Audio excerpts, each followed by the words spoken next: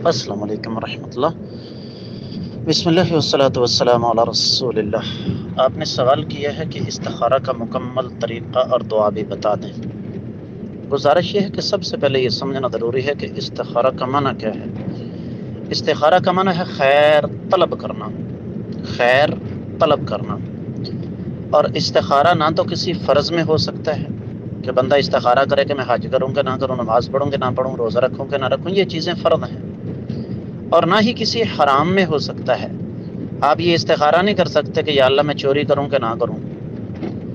استخارہ ہوتا ہے ایسے معاملات میں جو شریعت میں جائز ہیں یا مستحب ہیں، اور آپ ان کے بارے میں تذبذب کا شکار ہیں کہ میں یہ کام کروں کہ نہ کروں۔ پہلی بات تو یہ۔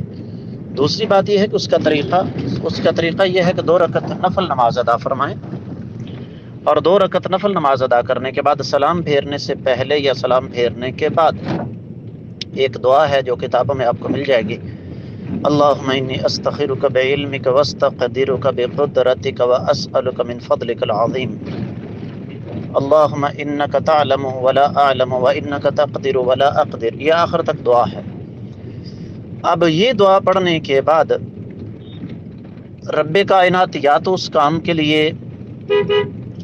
کام کو کرنے کے لیے آپ کے لیے آسانیاں پیدا فرما دیں گے، یا پھر مشکلات کھڑی کر دیں گے۔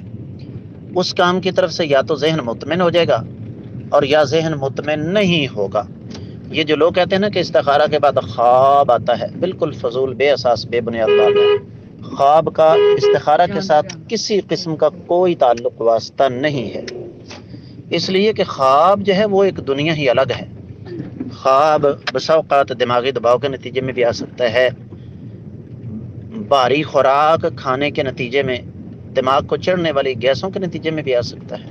امید ہے کہ انشاءاللہ آپ کو سمجھ آ گئی ہوگی۔